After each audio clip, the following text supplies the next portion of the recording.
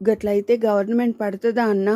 గాయింత గడబిడకే గట్ల జరిగితే ఇది గవర్నమెంట్ ఎట్లయితది? కంపించిపోయాడు అబ్కారీ శాఖ మంత్రి మల్లేసు. లేక్ వ్యూ గెస్ట్ హౌస్లో అత్యవసర సమావేశం అంటే చాలా హుషారుగా వచ్చాడు మల్లేషు. సీఎం విచ్ఛిన్నమైపోతున్న శాంతి భద్రతల గురించి 2 రోజులుగా కేంద్రంలోని అధిష్టాన వర్గపు హెచ్చరికల గురించి ఏకరువు పెట్టాడు. తనకు చాలా ఆత్మీయులనుకున్న మంత్రివర్గ సహచరుల్ని పిలిచి. అందరికన్నా ఎక్కువ రియాక్ట్ అయింది మల్లేషే. సారా బట్టీల దగ్గర ఎండలో నిలబడి బ్రతికిన మొన్నటి జీవితం కంటే ఏసీ ఛాంబర్స్లోని సుఖాన్ని మంత్రిగా అలవాటు చేసుకున్నాడు. పోలీసులు తరుముతుంటే గల్లీల్లో నుంచి పరిగెత్తడం అలవాటైన మల్లేషు ఇప్పుడు ఆ పోలీసుల బందోబస్తులో, ఊళ్ళు తిరగడంలో, అసాధారణమైన ఆనందం పొందడంలో ఇప్పుడు ఆ అవకాశాలన్నీ చేజారిపోతుంటే గుండెలు బాదుకున్నాడు. ఎప్పటి సందో మంత్రిని కావాలనుంటినన్నా, గా కాయిష్ తీరకముందే గిట్లయితే మన ఇజ్జత్ కబ్జా అవుతుంది. కత్మ పార్టీలు ఆడికెళ్ళి మన గురించి చెప్పుక తిరుగుతాయి. పైసలు ఖర్చు పెట్టైనా మన సీట్లని కాపాడుకుంటే మంచిగుంటుంది. నీ తలకాయ, పైసలు ఖర్చు పెట్టి ఓట్లు కొనడానికి ఇవి ఎలక్షన్లు కావు. విరుచుకుపడ్డాడు రాజారాం. మన అసమర్థతని మన్నించని కేంద్రం మనల్ని దిగిపోమంటోంది. అదేందన్నా, గవర్నమెంట్ అంటే జనం కదా, మళ్ళా రాష్ట్రాన్ని ఏలేటోళ్ళని దిగమని జనం చెప్పాలగాని దేశం ఏలేటోళ్ళకి తకలీఫ్ ఎలా అవుతుంది? నీకు అర్థం కాదు. దమాకున్నోణ్ణి జర సోంజాయించన్నా, కాయుష్ తీరకనే పాయే. సీట్ల నుండి లెమ్మంటే గెట్లుంటుంది? రిస్ట్ వాచి చూసుకున్నాడు సీఎం. 110 మంది మంత్రివర్గ సహచరులు దిక్కుతోచనట్టు మొహాలు వేలాడదీసుకుని కూర్చున్నారు. అసలు అది సమావేశంలా లేదు, బందిఖానాలా ఉంది. మిగతా కార్పొరేషన్ చైర్మన్లైన 40 మందిని లాక్కొచ్చేవాడే, కానీ అంతా టూర్స్లో ఉండడంతో రప్పించడానికి కుదరలేదు. అప్పటికి రేపటికల్లా రాజధానికి రమ్మని వర్తమానాన్ని పంపాడు కూడా. శవాల ముందు శ్రద్ధాంజలి ఘటిస్తున్నట్టు నిలబడ్డ సీఎం ఉద్వేగంతో బయటికి నడిచాడు. అన్నన్న మోటార్ బైక్పై వచ్చిన త్యాగిని చూస్తూ చాలా నొచ్చుకున్నాడు కూడా. కారు పంపానే, నేనే వద్దన్నానులేండి, రండి. ముందు కావలించుకున్న రాజారాం వెంటనే ఓ గదిలోకి తీసుకువెళ్ళాడు. ఆ గదిలో ప్రముఖ పారిశ్రామికవేత్త విమలానంద్ ఉన్నాడు. ముకుందానికి రాష్ట్రంలో అసలైన ప్రత్యర్థిగానే కాక రాజారాం ముఖ్యమంత్రి కావడానికి అతడెలాంటి పాత్ర నిర్వహించింది త్యాగికి తెలుసు. ఒకనాడు కనిపించిన నిర్లక్ష్యాన్ని ప్రకటించే విమలానంద్ కూడా వీఐపీలా రిసీవ్ చేసుకున్నాడు. చెప్పండి, రాజకీయ నాయకుల నాడి తెలిసిన త్యాగి సైతం ఊహకందని ఈ పరిస్థితిని అంచనా వేయలేకపోతున్నాడు. అర్జెంటుగా పాయింట్కి వచ్చేశాడు రాజారాం. మీకు తెలుసు ప్రస్తుతం రాష్ట్రం ఏ స్థితిలో ఉన్నది. చాలా చాలా తెలివైన పత్రికా విలేఖరి రేపేం జరగబోతున్నది నిరూపించగలరు. అంత మామూలే. అప్పుడెప్పుడో బ్లాక్ మార్కెట్లో సినిమా టికెట్లు అమ్ముకుంటూ నేను ఈ స్థితికి వచ్చానని చెప్పగలిగిన మీకు ఉద్యమం నీరు కారడానికి ఓ స్థితిలో పత్రికాపరంగా కారణం కాగలిగిన నీలాంటి సమర్థుడికి నేను ఎక్కువ చెప్పి విసిగించాల్సిన పని లేదు. అమాంతం త్యాగి పక్కన సోఫాలో సెటిల్ అయిపోయాడు రాజారాం. అంతేకాదు, ఇంచుమించు చేతులు పట్టుకుని ప్రాధేయపడుతున్నట్టుగా అన్నాడు. ఒకనాడు నీ మీదకు నేను కత్తికట్టిన మాట నిజమే. అయినా ఇప్పుడు నీ సహాయం కోరుతున్నాను త్యాగి. చెప్పు, ఎవరు నా శత్రువులు? బోధపడిపోయింది త్యాగికి. బ్రహ్మాజీ అల్టిమేటంతో కంగారు పడిన ముఖ్యమంత్రి ఇప్పుడు తన మనుషులలో తనకి ప్రత్యర్థులెవరో తెలుసుకోవాలనుకుంటున్నాడు. పోలీసు వ్యవస్థలోని ఇంటెలిజెన్స్ విభాగం చేయాల్సిన పని అది, నెమ్మదిగా అన్నాడు త్యాగి. కరెక్ట్ మిస్టర్ త్యాగి, విమలానంద్ జోక్యం చేసుకున్నాడు. కానీ తన సెక్రటరీలని నమ్మలేని స్థితిలో ఉన్న రాజారాం వాళ్ళ నుంచి నిజమైన నిజాల్ని రాబట్టలేనన్న అపనమ్మకంతో మీ సహకారాన్ని అర్థిస్తున్నాడు. ఓ ఇన్వెస్టిగేటివ్ జర్నలిస్ట్గా మీరెక్కువ సమాచారాన్ని అందించగలరని నమ్ముతున్నాను, నవ్వుకున్నాడు త్యాగి. మొత్తం కోట్ల ప్రజల్ని, ప్రభుత్వ యంత్రాంగాన్ని శాసించగల ఓ ముఖ్యమంత్రి సెక్రటరీల నుంచి కాక ఓ విలేఖరి నుంచి కొన్ని వాస్తవాల్ని రాబట్టాలనుకుంటున్నాడు. పదవి కోసం ఏదన్నా చేయగల ఓ రాజకీయ నాయకుడు ప్రదర్శిస్తున్న విజ్ఞత ఇది. రాజకీయ నాయకుల్లో నైతిక విలువల్ని ఆశించని త్యాగి ఈ సంఘటనలో రాజారాం వైపే అనువంత మొగ్గాడు. పదవి కోసం ప్రజల్ని బలిపశువులుగా మార్చగల బ్రహ్మాజీ కన్నా తన స్థానం పదిలపరుచుకోవడానికి అందరినీ మంత్రుల్ని చేసి ప్రజాధనాన్ని దుర్వినియోగం చేసే రాజారాం కాస్త మిన్నా. అప్పటికి నేను 110 మందిని మంత్రుల్ని, 40 మందిని కార్పొరేషన్ చైర్మన్స్ని చేశాను. తన తప్పేమిటి అన్నట్టు ప్రాక్టికల్ మనిషినని చెప్పుకునే రాజారాం తన ప్రాక్టికాలిటీ గురించి తెలియజెప్పాడు. అంతటితో ఏ పొలిటీషియను సంతృప్తి చెందడు ముఖ్యమంత్రి గారు, నవ్వేశాడు త్యాగి. ముఖ్యమంత్రిని అలా చూడ్డం చాలా ముచ్చటగా ఉంది. ఎందుకు కొరగాక రాజకీయాల్లో ఓ కార్యకర్తగా అడుగుపెట్టినవాడు ముందు ఎమ్మెల్యే కావాలనుకుంటాడు, ఆ తర్వాత మంత్రి పదవి, ఆనక ముఖ్యమంత్రి స్థానం కోరుకుంటాడు. అది దక్కాక దేశ ప్రధాని పీఠము అలంకరించాలనుకుంటాడు. ఇది చరిత్ర. కానీ ప్రతి దొమ్మరి నా కొడుకు ముఖ్యమంత్రి అయిపోతాడా? అయిపోగలడో లేదో తమరే చెప్పాలి, వ్యంగ్యంగా అన్నాడు త్యాగి. కానీ ఇప్పుడు మీ అనుచరులు లక్ష్మణ రేఖల్ని దాటాలనుకుంటున్నది ముఖ్యమంత్రో ప్రధానమంత్రో కావాలని కాదు, కనీసం మంత్రిగానైనా కొనసాగాలని. కొనసాగుతూనే ఉన్నారుగా. ఎంతకాలం ఈ ఉద్యమం ఇలాగే కొనసాగితే రేపో మాపో అధిష్టాన వర్గం మీకు ఉద్వాసన పలుకుతుంది. కాబట్టే బ్రహ్మాజీ వైపు మొగ్గుతున్నారు. అది నిజమనిపించినా నిజం కాదని ఉద్ఘాటించబోతూ మరోమారు చేతులు పట్టుకున్నాడు. నా మనుషులు అలాంటి వాళ్ళు కారు. కాబట్టే పిలవగానే బుద్ధిగా వచ్చి కాన్ఫరెన్స్ హాల్లో కూర్చుండిపోయారు. కదిలితే ఒట్టు, అది కాదు, అసలు కదలనివ్వను. అదేదో తేలే వరకు అందరినీ ఈ గెస్ట్ హౌస్లోనే బంధించాలనుకుంటున్నాను. నమ్మకానికి అపనమ్మకానికి మధ్య నలిగిపోతున్న ముఖ్యమంత్రి గారి మాటల్ని వింటూ ఆలోచించాడు త్యాగి. మీరనుకుంటున్నట్టు మంత్రులంతా మీకు నిజమైన అండనివ్వగలిగే వాళ్లే అయితే ఇలా నిర్బంధించడంలో అర్థం లేదు ముఖ్యమంత్రి గారు, క్షణమాగే అన్నాడు.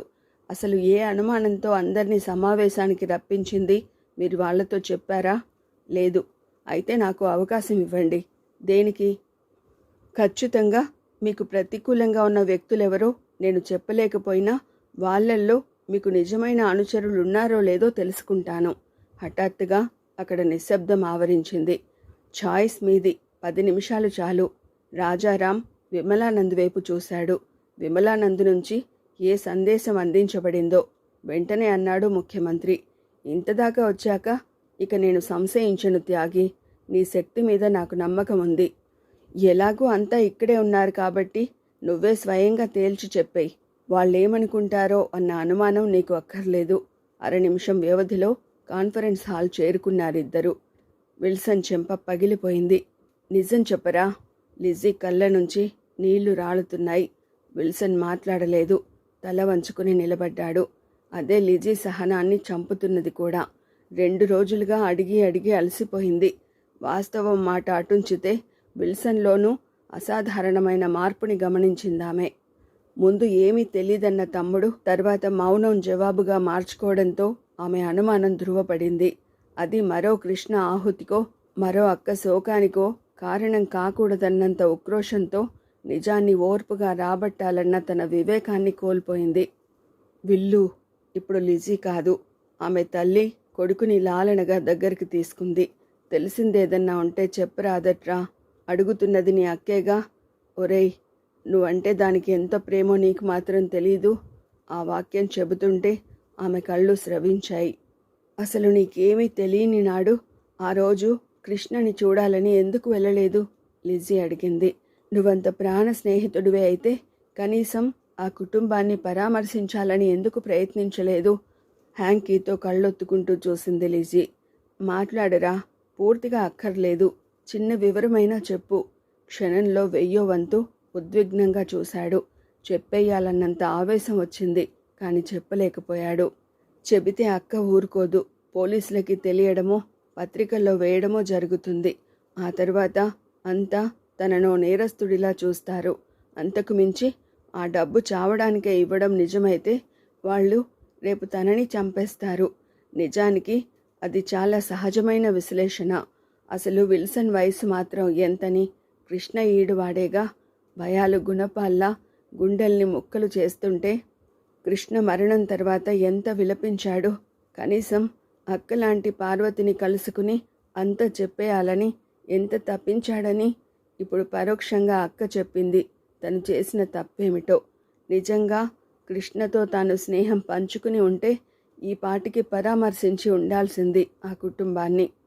లిజీ పక్క గదిలోకి వెళ్ళింది. సమీపంలో అమ్మ కూడా లేదు. గుర్తుకొచ్చింది తన గదిలో ఓ మూల అట్టపెట్టెలో దాచిన డబ్బు. పక్క పరిశోధన పోలీసుల దాకా వెళితే ఆ డబ్బు ఎంత ముఖ్యమో తెలిసి కాదు, కూడనిది జరగకముందే కృష్ణ డబ్బుని వాళ్ళింటికి చేరవేయాలనుకున్నాడు. కృష్ణ శవాన్ని సైతం చూడకుండా తప్పించుకున్న తనకు అది కనీస కర్తవ్యం అనిపించిందో, లేక తను కూడా ఏ క్షణంలో అయినా ఆపదలో చిక్కుకోవడం తప్పదని తెలిసిపోయిందో డబ్బుని స్కూల్ బ్యాగ్లో దాచుకుని బయలుదేరాడు. 2 నిమిషాల్లో. 10 నిమిషాల సమయం ఎలా గడిచిందో విల్సన్కి గుర్తులేదు. చీకటి కుహరంలా అగుపిస్తున్న కృష్ణ ఇంటిలో అడుగుపెట్టాడు. బ్రతికున్న 2 శవాల దగ్గర పెట్టిన దీపంలా గదిలో లైట్ వెలుగుతోంది. ఎవరు? కృష్ణ తల్లిలో కృష్ణ వచ్చాడేమో అనిపించే తత్తరపాటు. అమ్మ పార్వతి, వాడొచ్చినట్టున్నాడు. విల్సన్ని చూసిన పార్వతి కళ్ళు నీటి కుండలయ్యాయి. కృష్ణ కోసం వచ్చేవాడు. అక్కా అంటూ కృష్ణంత మార్దవంగా పిలిచేవాడు. కానీ ఇప్పుడు కృష్ణ లేని ఇంటిలోకి కృష్ణలానే వచ్చాడు. విల్లు, పార్వతికి అలా పిలవడం అలవాటే. ఏంటయ్యా? అమ్మకి అసలు విషయం తెలియకూడదన్నట్టు మాట్లాడుతోంది. వాడేమన్నా కబురు పెట్టాడా? అమ్మ ఆరోగ్యం జాగ్రత్తని చెప్పమన్నాడన్నావుగా, అది అమ్మకి చెప్పేశాను కూడా. కృష్ణతో పంచుకున్న ఏ జ్ఞాపకాలు మెదిలాయో. విల్సన్ లేత చెంపలపై నీళ్లు ధార కడుతున్నాయి. వచ్చిందెవరో తెలిసినట్టు నీరసంగా మంచం పైనుంచి లేచింది కృష్ణ తల్లి. అదేంటి, ఏడుస్తున్నావేంటి నాన్నా? అవునమ్మా, మనలాగే కృష్ణకి బాగా అలవాటు పడిపోయాడుగా, అందుకే అనుకుంటా. పార్వతి ఆందోళన చెందుతూ కలవరంగా విల్సన్ని కుదిపేసింది. అవునని చెప్పు విల్లు, అదే కదూ? గొంతు దాటబోయిన దుఃఖాన్ని గుండెల్లో అదిమి పెడుతూ అవునన్నట్టు తలూపాడు. పిచ్చి పిల్లాడా? ఆప్యాయంగా చాచిన కృష్ణ తల్లి చేతుల్లో ఒరిగాడు తల వంచుకునే. వాడు వెళ్ళాక కానీ మీరింత స్నేహితులని తెలుసుకోలేకపోయాను. దిగులెందుకు? రాకుండా పోతాడా? అయితే దుబాయ్ వెళ్ళాడా? అక్కడ ఎండలు అవి జాస్తేమో కదూ. పిచ్చి నాన్న, అడిగితే నేనెక్కడ కాదంటానో అని నీకు వాళ్ళ అక్కకి చెప్పి ఉడాయించాడన్నమాట. మంచి ఉద్యోగమేనా?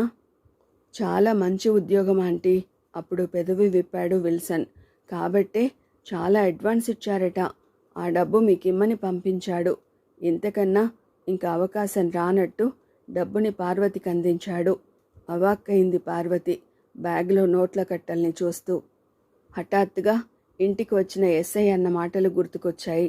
అంటే కృష్ణ డబ్బు కోసం తమని ఆదుకోవాలని ప్రాణాలకి ఇలా ఖరీదు కట్టుకున్నాడా? అగ్ని ఝుంఝుంలా ఉబుకుతున్న కన్నీళ్లు.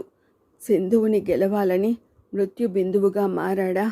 ఆలోచనల సాలెగూళ్ళు ఆకలి పేగుల్ని చీకటి బ్లేడుతో కోస్తుంటే లక్షల కలల నక్షత్రాల్ని రాల్చి నీకెందుకు అక్కా శ్రమ అంటూ మృత్యు గహ్వరంలోకి మృదువుగా నడిచి వెళ్ళిన తమ్ముడి రూపం గుర్తుకొస్తుంటే, ఎందుకు నాన్న నా చిన్ని కృష్ణ మట్టి ప్రమిదగానైనా మా ముందు ఉండక అలల పడవపై జ్వాలలా ఎందుకు కాలిపోయావు? కెరటమైతే చాలనుకుంటే కన్నీటి సముద్రాన్ని మాకు తలరాతలుగా ఎందుకు మార్చావు? విల్సన్ కదిలాడు వచ్చిన పనైనట్టు. వెనక్కి మరలాడు. అదే విల్సన్ ఆ ఇంట అడుగు పెట్టిన చివరి క్షణం. కంగారు పడద్దు సోదరులారా. తన కంగారు కనిపించకుండా చాలా జాగ్రత్త పడ్డాడు ముఖ్యమంత్రి రాజారాం. ఇంతకాలం మన మధ్యనే తిరుగుతూ మన లోపాలని ఎత్తి చూపిస్తూనైతేనేం, మన పరిపాలన దుయ్యబడుతూనైతేనేం, మనలాగే ప్రజలకి చాలా కావలసిన త్యాగి ఇప్పుడు మన ముందుకొచ్చాడు. ముఖ్యమంత్రి పొంతన లేని పదజాలంతో మాట్లాడుకుంటూ పోతున్నా త్యాగి అక్కడికి రావడాన్ని జీర్ణించుకోలేకపోతున్నారు. కాన్ఫరెన్స్ హాల్లో కూర్చున్న ఏ ఒక్క వ్యక్తి కూడా. ఓ రహస్య సమావేశానికి రాజకీయ నాయకుడన్న వాణ్ణి తూర్పారబట్టడమే అలవాటైన త్యాగి లాంటి విలేఖరి ఎందుకు రప్పించబడ్డాడు? తేలుకుట్టిన దొంగల్లా అంతా చూస్తుండగానే తన ఉపన్యాసం ముగిస్తూ అన్నాడు రాజారాం. అంచేత మనమంతా మన సోదరుడైన త్యాగికి సహకరించాలని కోరుతూ సెలవు తీసుకుంటున్నాను. చప్పట్లు లేవు, రియాక్షన్ లేదు. త్యాగి గురించి తెలిసిన ప్రతి వ్యక్తి ఆందోళనగా చూస్తున్నాడు. గౌరవనీయులైన మంత్రులందరికీ నా శుభాభినందనలు. నెమ్మదిగా ఏకాగ్రతగా చూస్తూ అన్నాడు త్యాగి. నా రాక మీ అందరినీ ఎంత ఆశ్చర్యపరిచింది మీ ముఖ కవలికల్ని బట్టి అర్థమవుతోంది. నిజమే, ఇది నాలాంటివాడు రాదగ్గ సమావేశం కాదు. కానీ వచ్చాను. ఎందుకంటే చిన్న ఛాలెంజ్తో తొట్రుపడిపోయాడు రాజారాం కూడా. ఆ మధ్య నేను రాజారాం గారిని కలిసి ఓ ప్రశ్న అడిగాను. తనకేమీ తెలియకపోయినా అంతా తెలిసినట్టు మాట్లాడగలిగేవాడే రాజకీయాలకి అర్హుడని బెర్నాడ్ షా అన్న మాటల్లో నిజమెంతుందని. ఆయన నవ్వేశారు. బెర్నాడ్ షా లాంటి సుఖం లేని వాళ్ళే రాజకీయ నాయకులను అలా అంటారని జాలిపడ్డారు కూడా. దాంపత్య జీవితంలో సుఖం లేని వాళ్ళే రాజకీయాల్లో చేరుతుంటారన్న పాల్కిన్సన్ సూక్తి కూడా నిజం కాదా అంటే చాలా కోపం తెచ్చుకుని మేమంతా సుఖంగా సంసారాలు చేసుకుంటున్న వాళ్ళమే అంటూ కొట్టిపారేశారు. తను నమ్మని రాజకీయ నాయకుడు అమితంగా ఆశ్చర్యపోయేది తనని నమ్మే ప్రజల్ని చూసే అన్న చార్లెస్ డిగామ్ గురించి మాట్లాడబోతే అలా అన్న ఆ పెద్ద మనిషి మతిలేని వాడయ్యుంటాడు అంటూ కాస్త మందలించారు కూడా. అలాంటి సూక్తుల్ని చెప్పింది సామాన్యులు. నీకు చేవ ఉంటే మా మనస్తత్వాలు ఏమిటో చెప్పగలవా అంటూ నన్ను ఛాలెంజ్ చేశారు. కాదనలేకపోయాను. మీరు అవకాశం ఇస్తే మీ సహచరుల మనసులో ఏముందో చదివి చెప్పేస్తాను అన్నాను. ఇప్పుడు అర్జెంటుగా రమ్మన్నారు. అప్పటికే కొందరి నుదుటిపై పేరుకున్న స్వేదాన్ని కర్చీఫ్లతో తుడుచుకుంటున్నారు. ఖచ్చితంగా ఇదేమిటో అర్థం కాకపోయినా ఏదో కోరనిది జరగడానికి ఇది నాంది ప్రస్తావనగా అర్థమైపోతోంది. రేపేం జరగబోయేది చెప్పడం ఆస్ట్రాలజీ, ఎదుటి మనిషి మనసులో ఏమున్నది చెప్పగలగడం సైకాలజీ. నేను పొలిటికల్ సైన్స్ విద్యార్థిగానే కాక సైకాలజీలో అనుభవం ఉన్న వ్యక్తిగా ఇప్పుడు ఇక చెప్పింది సాలుగాని ఏటి చేయాలనుకుంటున్నావో అది చెప్పు అర్ధోక్తిగా అరిచాడు శ్రీకాకుళం జిల్లాకి చెందిన ఓ మంత్రి ఆవేశంగా నిలబడి. మరుక్షణం ముఖ్యమంత్రి రాజారాం మోహన్లోని ఏ భావం కనిపించిందో వెంటనే తత్తరపడిపోయాడు. నేనంటున్నది అది కాదు కానీ మనసులో ఏటుందో చెప్పగలవా అని. మీ పేరు సింహాచలం అనుకుంటాను. త్యాగి చూశాడు మృదువుగా నవ్వుతూ. అనుకోడువేటి, మరేం నిజంగా అదే ఇబ్బందిగా నవ్వేశాడు సింహాచలం. మరైతే చెప్పు, నా మనసులో ఏటుంది? గుడ్, దట్స్ ది స్పిరిట్ అభినందనగా అన్నాడు త్యాగి. ఇప్పుడు మీరు మనసులో ఓ విషయం అనుకుంటున్నారు. అది క్షణం విరామం తర్వాత చెప్పాడు. ముఖ్యమంత్రి రాజారాం గారి లాంటి సహృదయుడితో పాటు కలిసి పనిచేయడం మీ అదృష్టమని, 10 కాలాల పాటు ఈ రాష్ట్రానికి ఆయనే ముఖ్యమంత్రిగా ఉండాలని. అవునా? త్యాగి చాలా తెలివిగా సంధించిన అస్త్రం ఇది. హన్నన్న, ఏం చెప్పినావు బాబు? అచ్చంగా నేను అదే అనుకుంటున్నాను. శనంలో పట్టేసినావు. దారుణమైన అభినయాన్ని ప్రదర్శిస్తూ తన సీటులో కూర్చున్నాడు. వెల్, హాల్నంతా కలియజోశాడు త్యాగి. నేను సైకాలజీలో ఎంత చేవ ఉన్నవాన్నో ఇప్పుడు మీకు అర్థమైందిగా. ఇప్పుడు మీ అందరికీ ఓ చిన్న ప్రశ్న, చాలా చిన్నది. 1/2 నిమిషంలో మీ ముందున్న ప్యాడ్స్లో రాసి పంపాలి. నాకు కాదు, రాజారాం గారికి. రాయడం చేతకాని వారు రాయగలిగే వారి సహాయం తీసుకోవచ్చు.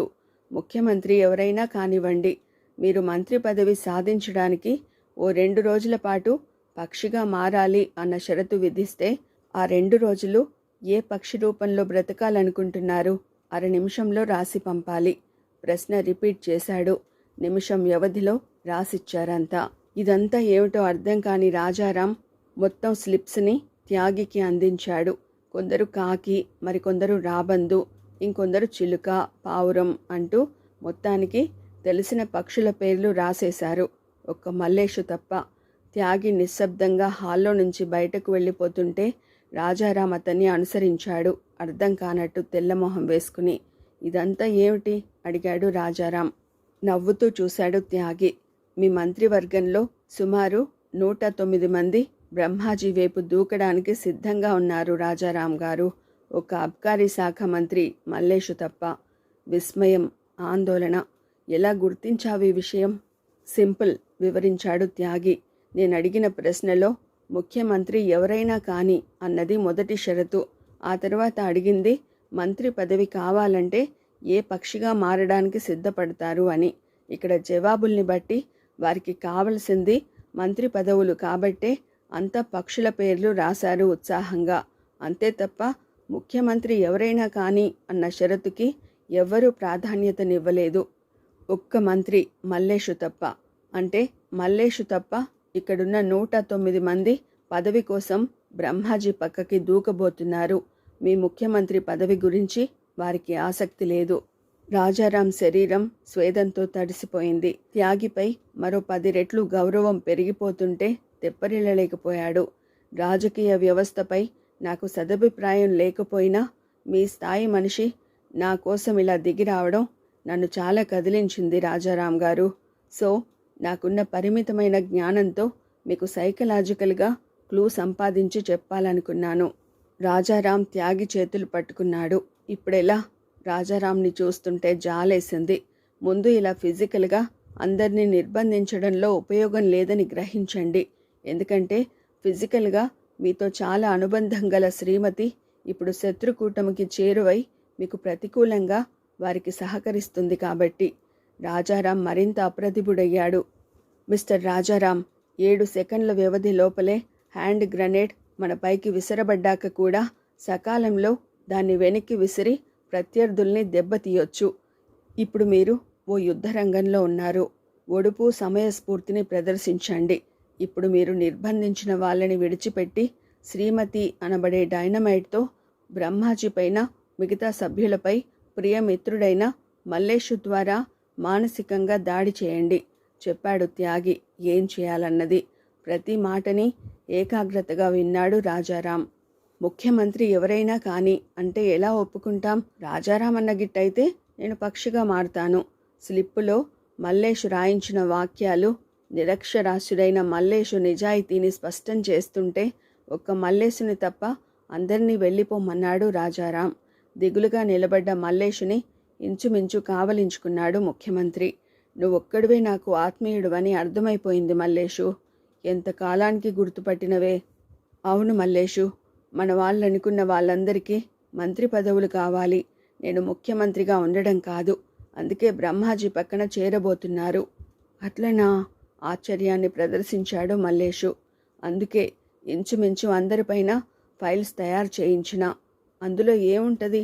వాళ్ళు ఏ నేరాలు చేశారు, ఎప్పుడెప్పుడు ఏ ఏ తప్పుడు పనులు చేసి తప్పించుకుంటున్నారు అన్నది పోలీసుల ద్వారా పరిశోధించాను.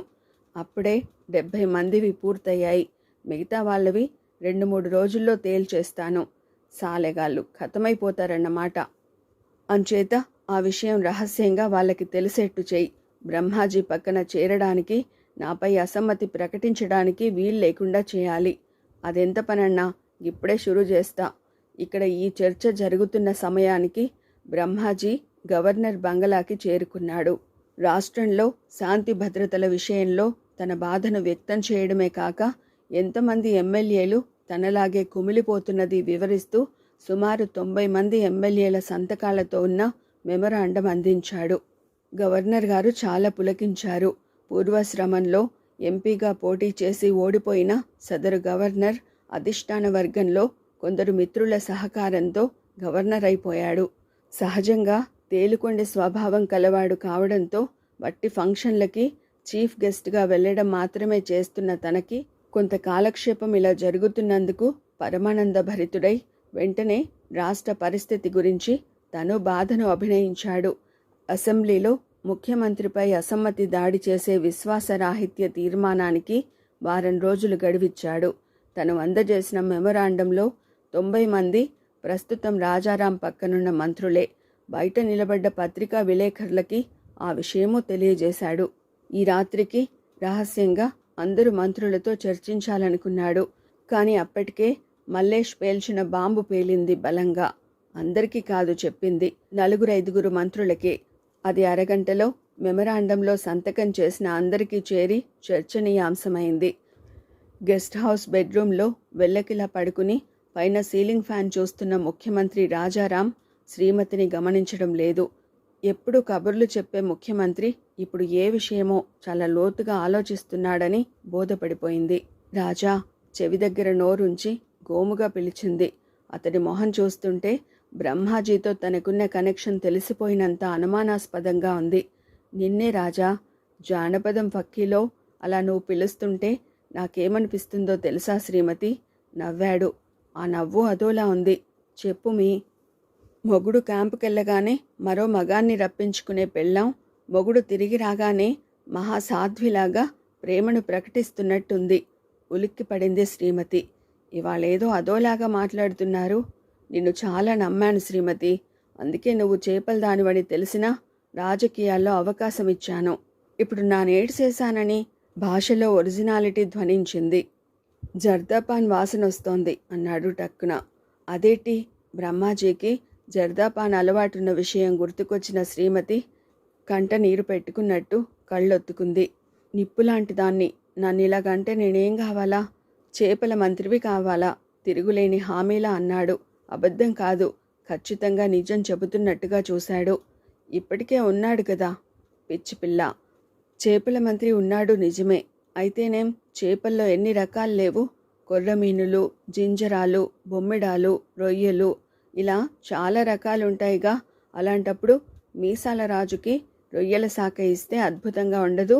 అంటే నేను జింజరాల శాఖ మంత్రినన్నమాట. మరేం? కానీ బ్రహ్మాజీ అన్న మాటలు గుర్తొచ్చాయేమో. నెమ్మదిగా అంది. ఇప్పుడంతా గగ్గోలుగా ఉంది కదా. అదే, ఎటు చూసినా అల్లర్లు, గొడవలు, చావడాలు. ఆ భయం నీకు అక్కర్లేదు.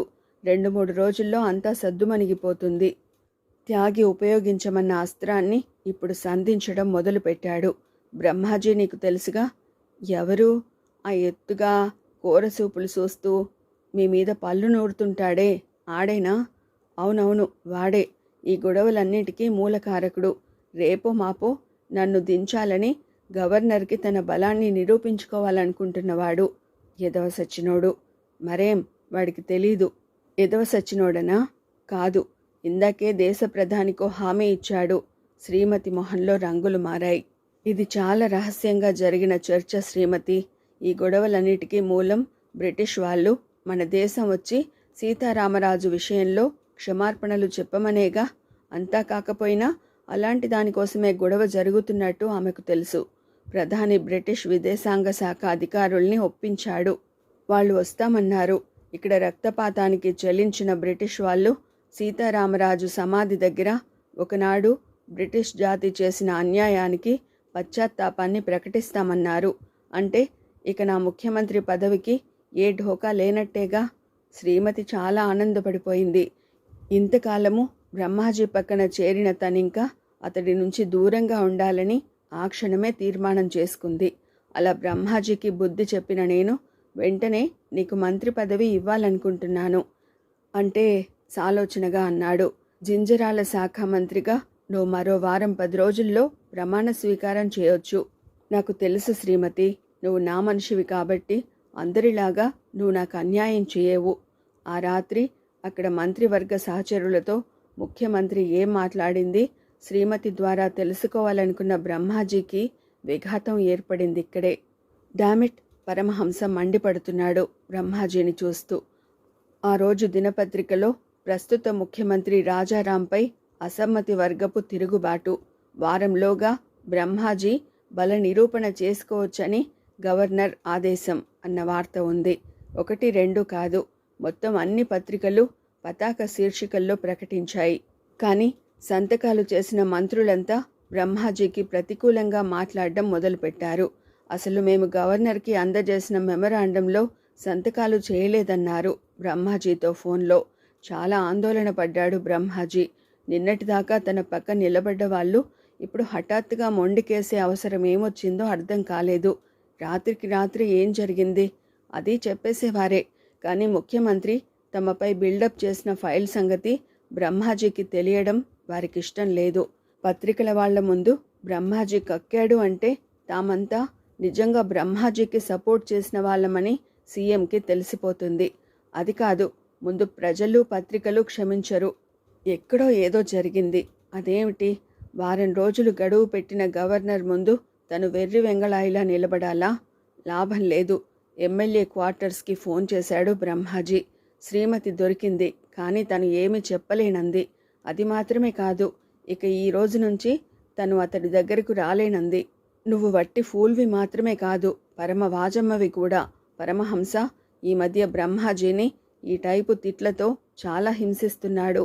ఇంతకాలము సాగించిన మహోద్యమం ఇప్పుడు అర్థం లేనిదైపోతుంది అంటే కారణం నువ్వు. అటు విల్సన్ గాడు తప్పించుకుపోయాడు, ఇటు త్యాగి చిలరేగిపోతున్నాడు. నీ మనిషి అని చెప్పిన శ్రీమతి ఇప్పుడు హఠాత్తుగా ప్లేట్ మార్చింది అంటే శ్రీమతి ఇప్పుడు నీకు సహకరించదనేగా.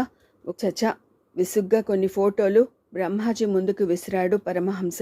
జావగారిపోయాడు బ్రహ్మాజీ అవి చూడగానే. తను శ్రీమతి ఉన్న ఫోటోలు ఇవన్నీ. తడబడిపోయాడు బ్రహ్మాజీ. నేను తీయించినవే. ఎందుకు? నీతో కాదు, శ్రీమతితో అవసరం పడుతుందనే ముందు చూపు. అసహ్యంగా ఉన్నాయి తల పట్టుకున్నాడు బ్రహ్మాజీ. ఇవి నీకంటే శ్రీమతిని మరింత అసహ్యకరమైన పరిస్థితుల్లోకి నెడతాయి. కంగారు పడకు. గాలివాటుగా తిరిగే శ్రీమతితో ఎప్పటికైనా మనకి అవసరం ఉంటుందని ఇది నేనే ఆర్గనైజ్ చేశాను.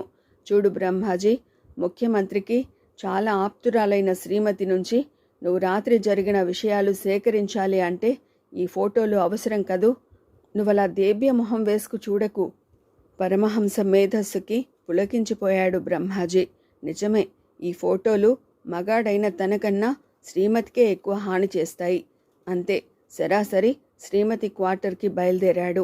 5 నిమిషాల్లో ఆమెను కలుసుకుని శాంపిల్గా ఓ ఫోటో ఇవ్వడంతో పాటు రాత్రి జరిగింది చెప్పమని బ్లాక్మెయిల్ చేశాడు. చెప్పింది కంగారు పడుతూనే. బ్రిటిష్ వాళ్ళు త్వరలో ఈ దేశం వచ్చి సీతారామరాజు విషయంలో క్షమార్పణలు చెప్పబోతున్నారు. మన దేశ ప్రధాని అభ్యర్థనపై దీనికి అంగీకరించారు. నిజానికి శ్రీమతికి తెలిసింది ఇంత మాత్రమే. అది చాలా పరమ రహస్యంలా తెలియజేసింది. బ్రహ్మాజీ గుండెలు దడదడలాడాయి. ఆఘమేఘాలపై వెనక్కి వచ్చేశాడు బ్రహ్మాజీ. ముందు నమ్మలేకపోయాడు పరమహంస. కానీ రాష్ట్రంలోని పార్టీ, కేంద్రంలోని పార్టీ ఒకటే అయినప్పుడు రాష్ట్ర ప్రభుత్వాన్ని కాపాడుకోవడానికి ప్రధానమంత్రి ఆ మాత్రం చొరవ తీసుకునే అవకాశం ఉందని గ్రహించాడు. ఏం చేయాలి? రాష్ట్రం సర్వనాశనం చేసైనా బ్రహ్మాజీ చేత అధికార పీఠాన్ని అలంకరింపచేస్తానని హామీ ఇచ్చిన పరమహంస దీర్ఘంగా ఆలోచించాడు. ఎంతో మేధస్సు ఖర్చయింది. ఎంతటి అరాచకం, ఎన్ని ఘోరాలు నిర్విఘ్నంగా నిర్వహింపబడ్డాయి. ఇంచుమించు ఓ 1 కోటి రూపాయల దాకా ఖర్చు చేసిన ముకుందం తల పట్టుకుని నేలచూపులు చూస్తున్నాడు. విదేశీ అధికారులు మన దేశంలో అడుగు పెట్టడం కానీ, మనం కోరిన పద్ధతిలో క్షమార్పణలు చెప్పడం కానీ అంత సులభమైన విషయం కాదు బ్రహ్మాజీ. సో ఈ ఉద్యమ చదరంగంలో మరో బలమైన పావుని కదిపి ఇక్కడికి రావాలనుకుంటున్న బ్రిటిష్ వాళ్ళకి షో చెప్పబోతున్నాను. దానికి ఉద్యమాన్ని మరో అందమైన మలుపు తిప్పాలనుకుంటున్నాను. ఎలా? నవ్వాడు రాజకీయ సిద్ధాంతి పరమహంస. ఉద్యమం అంటే సంఘానికి మనం అందించే మత్తైన మద్యం లాంటిది. ఆ మద్యం ఇప్పుడు విద్యార్థులకి మాత్రమే కాదు, వారి తల్లిదండ్రులకి అందించాలి. అది చాలు కేంద్ర ప్రభుత్వం సైతం అదిరిపడ్డానికి. వారంలోగా అంటే గవర్నర్ ముందు మన బల ప్రదర్శన నిరూపణ జరిగేలోగా రాజారాం బర్తరఫ్ కావడానికి. అంటే ఇప్పుడు కాలేజీ విద్యార్థులు కాదు, జ్ఞానం తెలియని స్కూలు పిల్లలు ఆత్మాహుతికి సిద్ధపడతారు. అంటే 10 ఏళ్ల లోపు వాళ్ళు. అందుకే ఈరోజు ఒక శలభం మాడిపోతుంది. హఠాత్తుగా అక్కడ గాలి గడ్డ కట్టుకుపోయింది.